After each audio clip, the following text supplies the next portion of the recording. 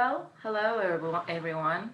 Um, so this is another video that I wanted to put together on top of the one that I prepared for you earlier this semester. After receiving some questions on the type of storybooks that are out there, those questions were from you. I decided to put together this second video. Um, again, with the hopes of introducing the storybooks maybe in further detail, in a maybe more organized and clearer manner. So let's see the next page. So this is the video that I was referring to. If you haven't viewed it, it is available on our course Moodle. The link is provided for you. And there I actually try my best to introduce different storybooks that are out there. So the storybook types. So beyond anything else, or any other potential types of storybooks that are out there, you would most likely deal with this type of picture storybooks. Okay, so any storybook that includes text with the picture, along with the picture, is called picture storybooks. And in the background, you see some very well-known picture books or stories that are available, that are out there. Um, so picture books are for very young learners, young language learners, and usually for very young ones, they would have either a short phrase or one sentence, but not wordy pages, definitely. And for older ones, the text can be longer. The complexity level might change because of the fact that older young learners might have sort of longer attention span.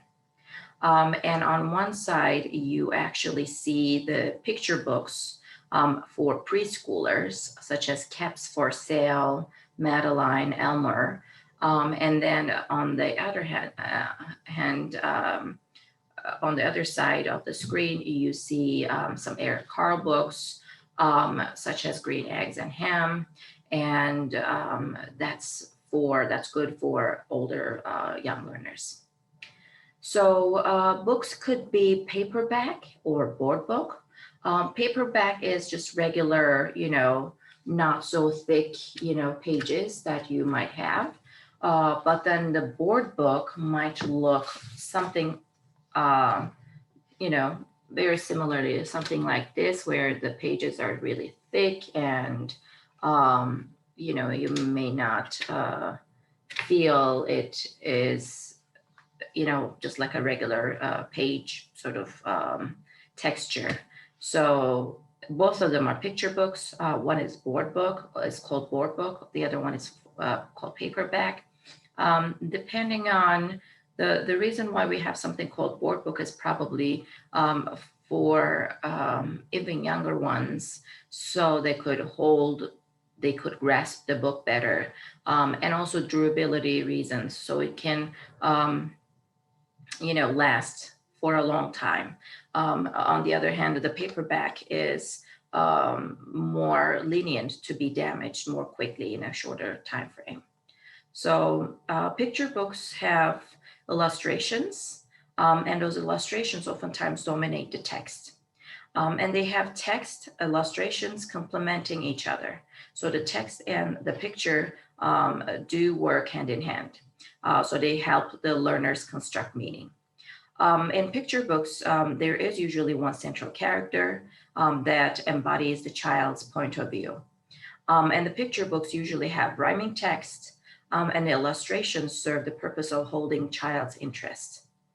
Not every picture book does rhyme, but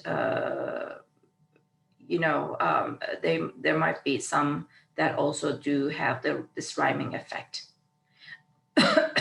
For a preschooler or preschool books, these are destined for children under 3, or 3 or so, and with the hopes of igniting or, causing that sparkle in their hearts for reading and the importance of reading.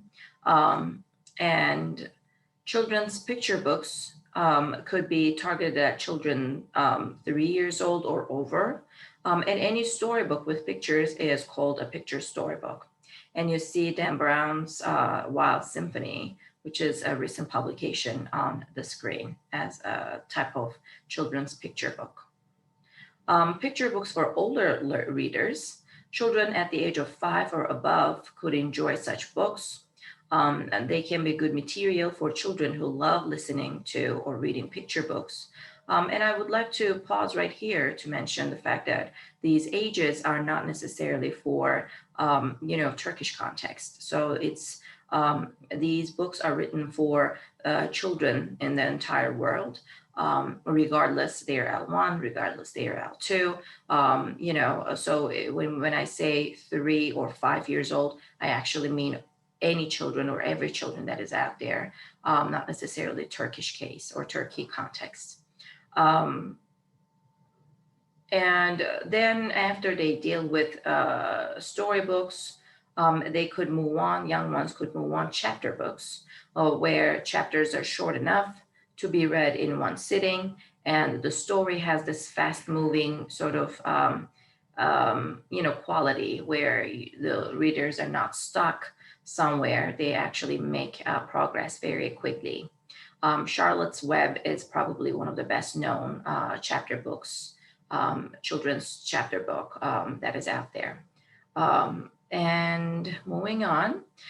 So far I tried to cover the picture book or picture storybooks to again highlight the fact that most of the time when you hold a child's or children's storybook, it's very likely that it can be called a picture book. And then some other types. One other type that is very common, very popular, very frequently used with young learners is called participation books. Participation books can also be called interactive books. So let's go ahead and take a look at them. So participation books entail the audience's, the reader's participation by clapping the hands, touching the toes, or covering the eyes. So a well-known, participation book is called Tap the Magic Tree. So page by page, the reader receives instructions of what to do. So tap it once, tap twice, tap 3 times. So now swipe it, or I don't know, like shake the book. So the reader reads those lines and then, tries to do those actions. So tap again, 1, 2, 3, 4. So tap 4 times, 1, 2, 3, 4. So if you're interested in this series, Tap the Magic Tree is a good one for, as an example for participation books. Some other participation books that are out there are called Slide and See, Lift the Flap. So these are participation or interactive books. I actually, in my earlier presentation and YouTube clip, I presented both Slide and See one for Brown Bear and Brown Bear, what do you see? That's that Slide and See one. And Lift the Flap one is another one that I showed. And I tried my best to provide pictures. So on top, it says Slide and See under the sea. So you slide and see another sea animal.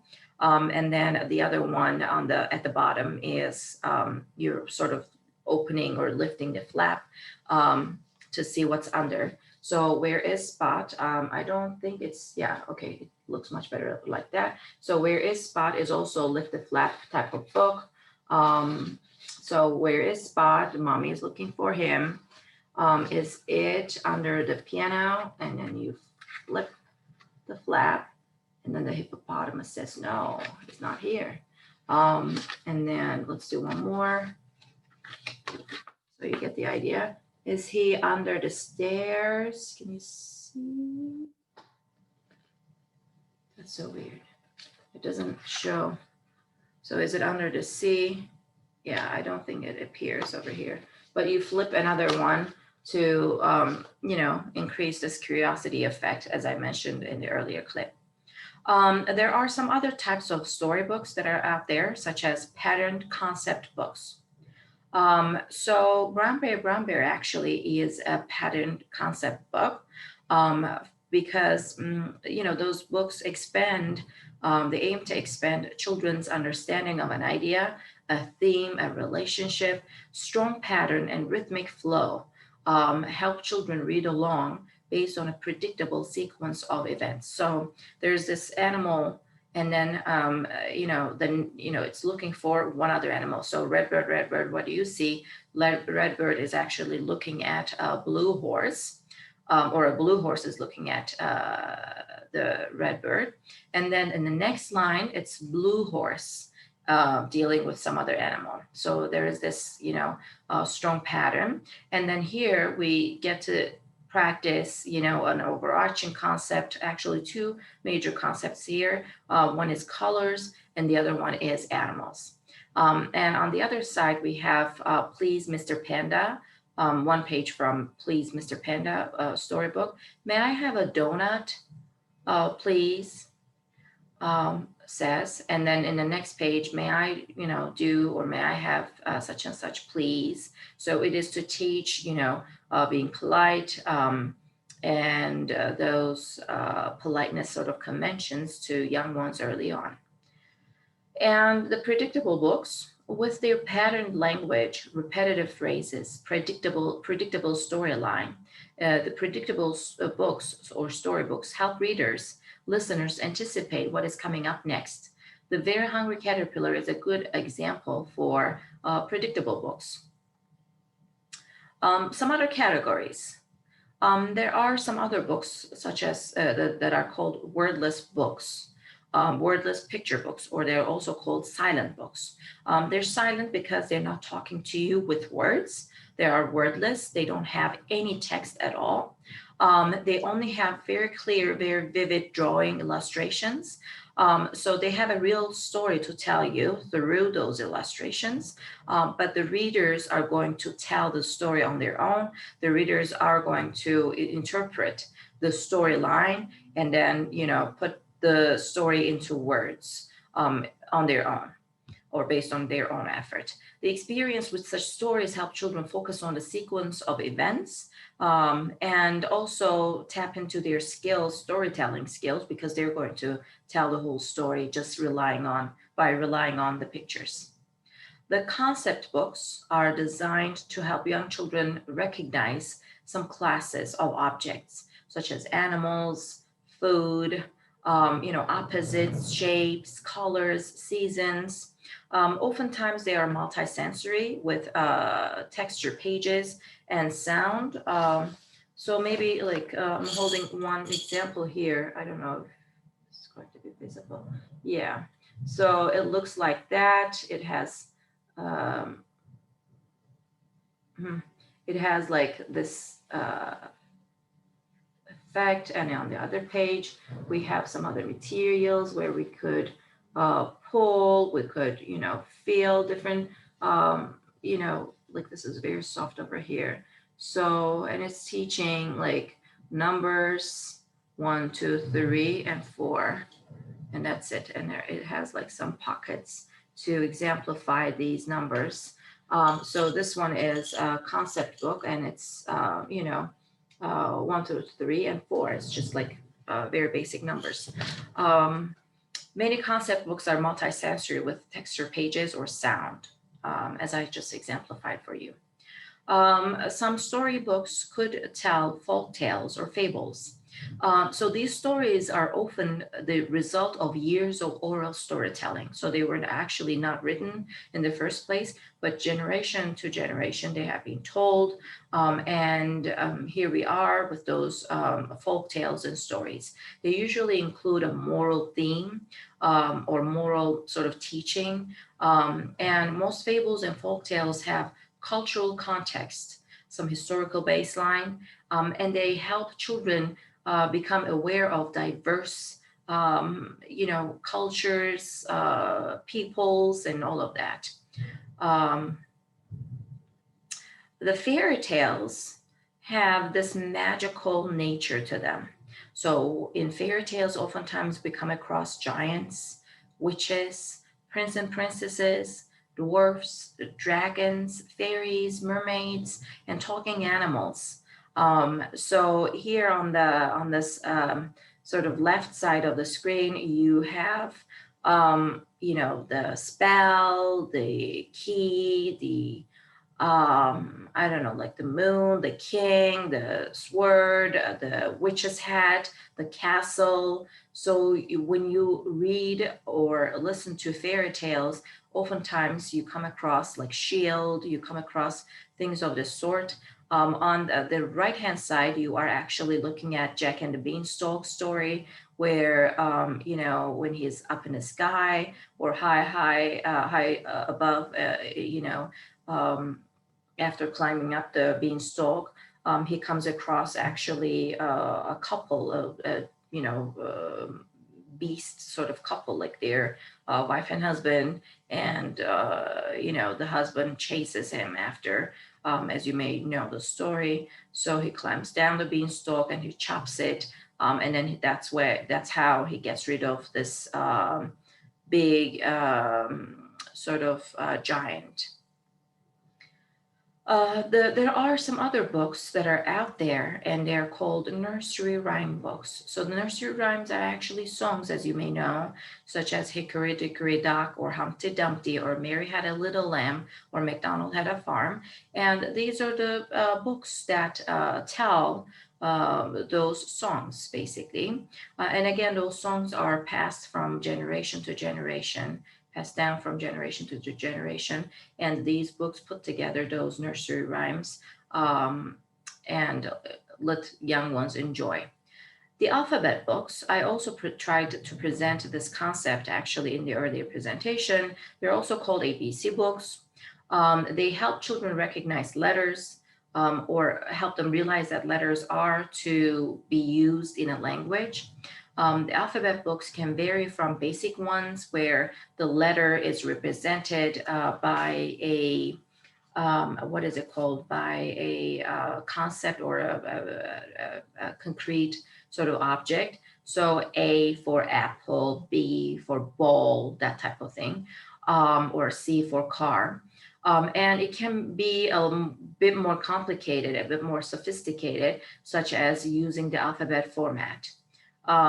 So there are some other types that target at counting or tapping into number knowledge or young ones' skills with numbers. So these books often provide fun illustrations of everyday items and objects that feature the numbers 1 through 5 or 1 through 10, or maybe some other numbers that are targeted in that specific book.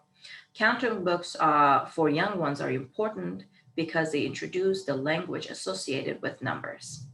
And behind my back, you actually see a picture cover actually of a counting book. Rhyming books, they have this rhyming effect. As you may remember, rhyme is a major component of phonemic awareness. So you tap into, when you read rhyming books, you tap into the young one's phonemic awareness.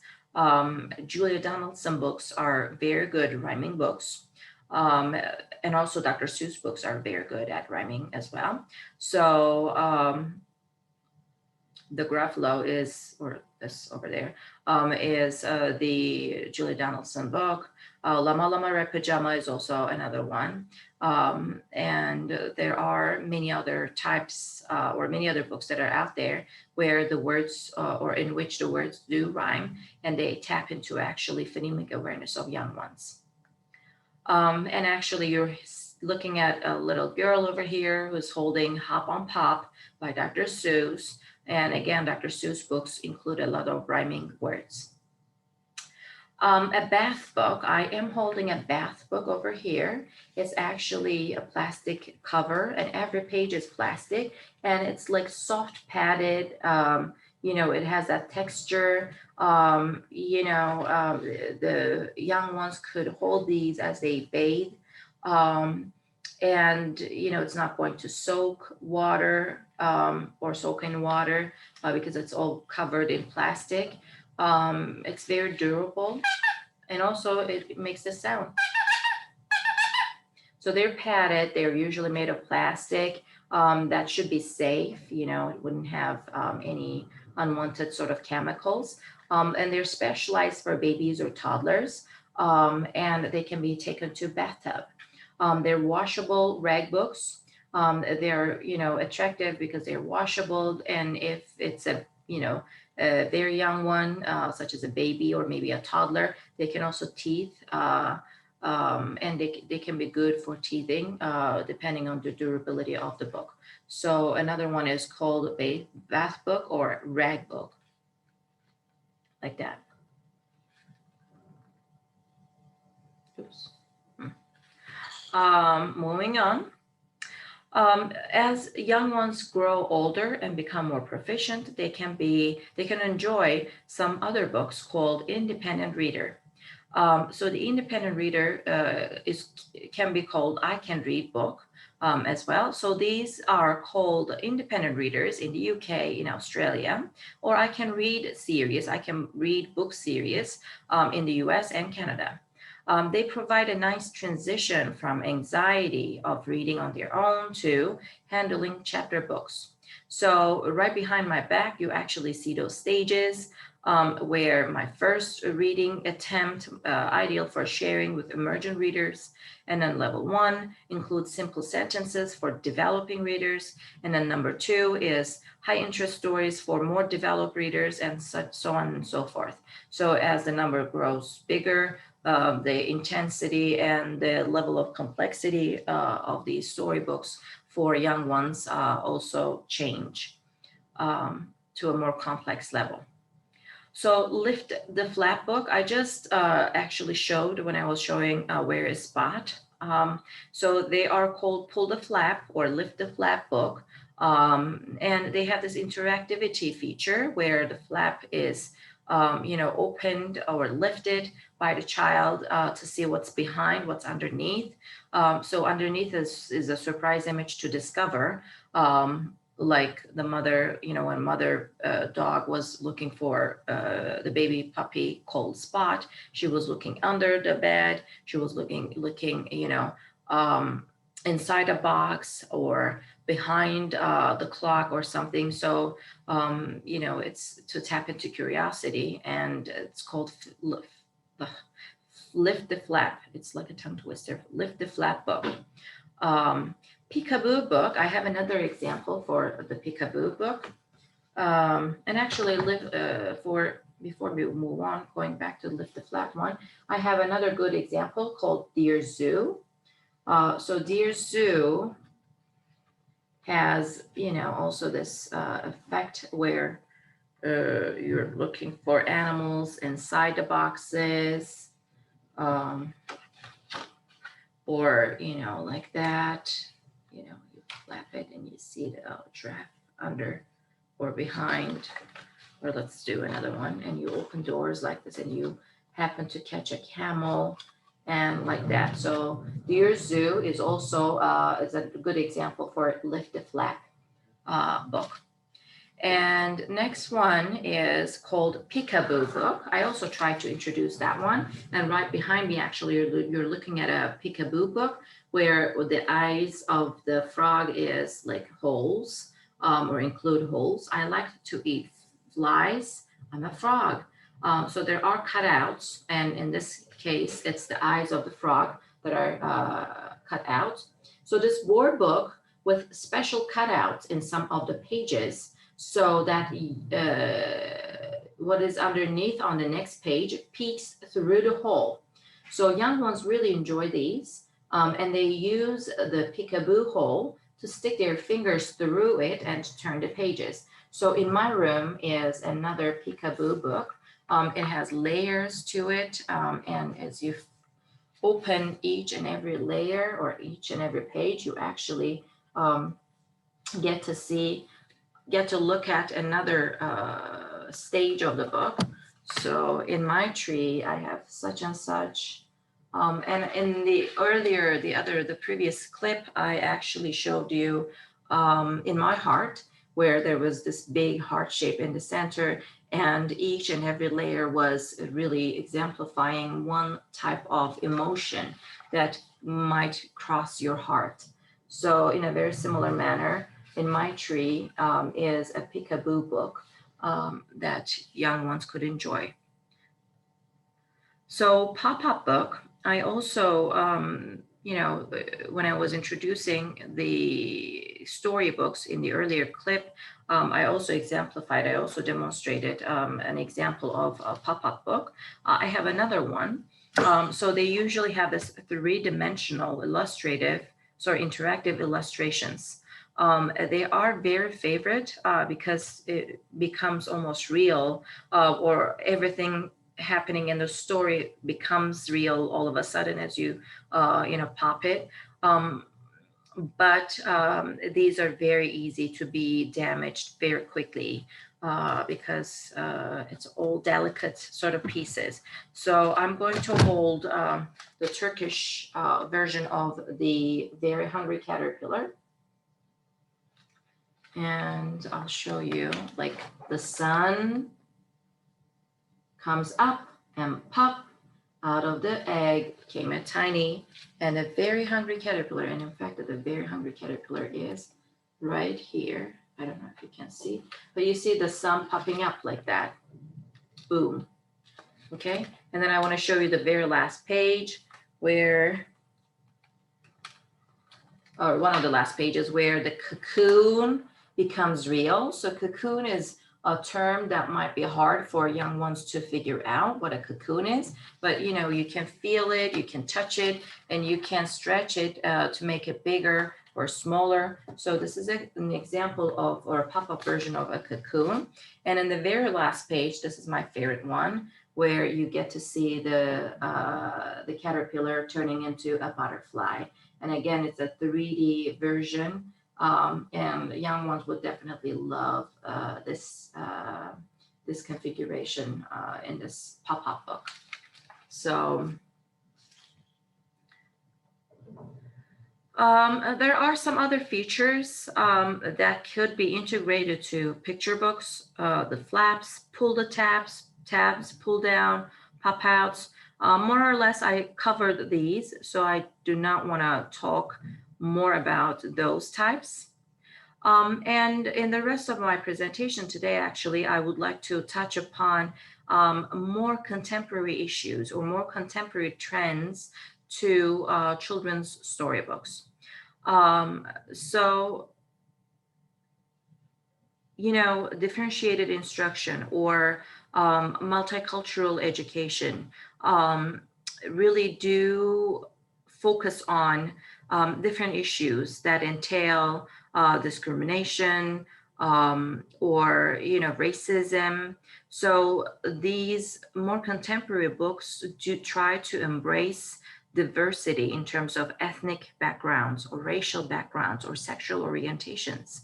So and the example right behind me, you actually are looking at some examples of more contemporary books that try to tap into multicultural, education, where differences are embraced, different colors are regarded actually richness rather than, danger or, inferior, like it happened in the past, in the history of humankind. So Black is a rainbow color, is one example. A girl like me, these are girl, power plus Black power oriented sort of stories.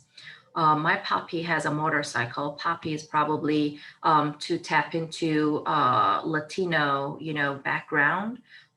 So it is to sort of embrace that ethnic sort of orientation. So racism, discrimination, are, they used to be part of our history, as I mentioned. And those storybooks actually are written to increase young ones' attention early on to those matters, to those issues, and let them grow, aware and knowledgeable about those issues. So one book is called If a Bus Could Talk. And in the history of America, United States, there is this figure, historical figure called Rosa Parks, sorry, and she was trying to ride this bus, and the bus was actually, dissected into two sections. One part where the whites could only sit or could be seated, and the other part, actually towards the back, the black ones could be seated. They could not be seated interchangeably or, in a mixed manner. So this book is actually trying to tell this story, so young ones are aware and they learn about, again, humankind, and the history of humankind and the racism discrimination. And on the far right hand side, we have another one called All Are Welcome. So regardless the color, regardless what they're wearing, whether they're wearing a turban or headscarf or whatever, or they have disabilities too, like if they're on a wheelchair or something, anybody is welcome. Some other books are to tap into sort of or to break down traditional patterns. So traditionally, a family consists of a mother and a father, as you may know, but it's not the case in this age. Nowadays, families could have two moms or two dads. So some books actually tap into such changes, such differences, or some families do not have kids of their own, but they adopt babies, So the family book by Todd Parr actually taps into those non-traditional family patterns. And again, another contemporary approach to storybooks. So against stereotypes. So stereotypes are some notions, some patterns, some rituals that are taken for granted. Nobody really questions those stereotypes. For example, very stereotypical wording on top: boys fix things, girls need things fixed, or boys can eat, girls can cook. Boys can cook too, girls can eat as well. So these are some very stereotypical expressions. And it's very unfortunate to see a storybook like that. And oftentimes colors are associated. So pink is associated with girl or female figures. And then the blue color is associated with the male figures or boys. But here, a storybook came out and it says pink is for boys. So there's no such thing that suggests blue is a boy color and pink is a girl color. Any color and every color is good for boys and girls. Okay. And also another approach is to feminism. So feminist children's storybooks. So you in the middle, actually on top, you see the very famous book, Goodnight Moon, right? And here, we see a more contemporary version of it where a girl is sitting in a lab and the book is called Goodnight Lab, okay? Some other ones, Rosie Revere, the engineer, or my first book of Girl Power, She Insisted, My Feminist, ABC, Dream Big, Little One, Ruth Bader Ginsburg. So some very well-known, worldwide known female figures to support feminism. And this is it. I mean, probably I provided more information than you might need to tackle your projects. But this is, further detail out introduction to the types of storybooks. I would like to thank for your attention, and I do hope that you enjoy the projects and this introductory piece, again, to present types of storybooks that are out there. So a super stupendous thank you for everyone who viewed this video. Have a good one.